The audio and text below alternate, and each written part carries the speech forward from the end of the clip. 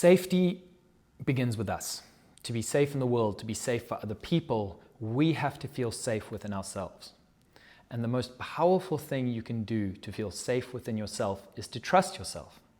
And in order to trust yourself, you need to do the things you say you're going to do. This is integrity.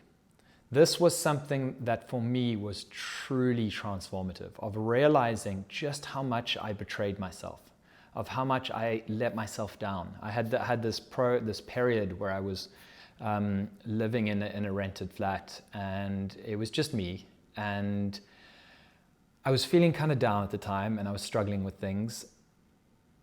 And I woke up every morning and there was always a dish in the sink. It wasn't crazy. It was just I had something for dinner maybe, or I had a glass and it was in the sink. And I woke up and there was this dish in the sink, or often there was something in the sink. And it always started me off from this day of sort of, here we go again. And I made a commitment to myself at that point to do what I said I was going to do. And one of the things I said I was going to do was never go to bed without dishes in the sink.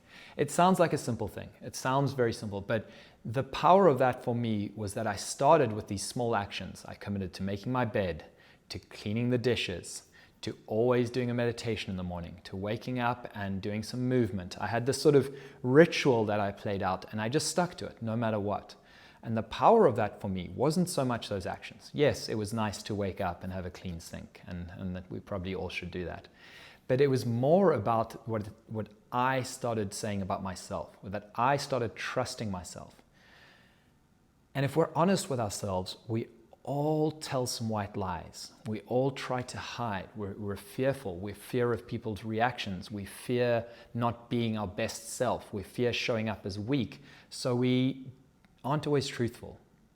And it doesn't mean we're out there lying or cheating or stealing. It just means in subtle ways we betray ourselves. And that story reinforces in ourselves some of the deficiencies or some of the insufficiencies we have, some of those things we think about ourselves, that I am not good enough or I am not trustworthy.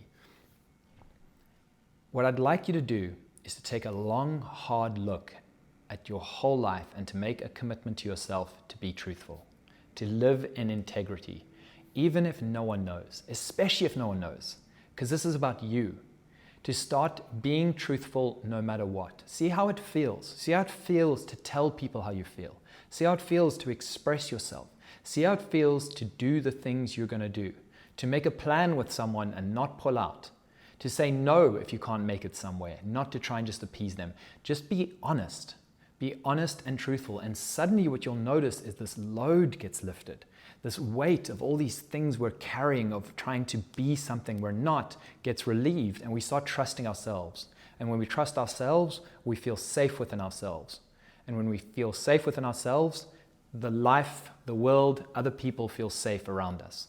And that's a really, really powerful thing, but it starts with those small actions. It starts with making some commitments and sticking to them. And the biggest one of those commitments is tell the truth. Be honest to yourself and to others, and then you don't have to worry. You're invincible. You don't have to hide away from anything because you're always being you. So integrity, a really, really powerful practice. Just always being honest with yourself, doing what you say you're going to do. Be the person who shows up on time. Be the person who always delivers. Be the person who's always there for your friends. See how that feels, because you will feel a power in yourself that maybe right now is lacking.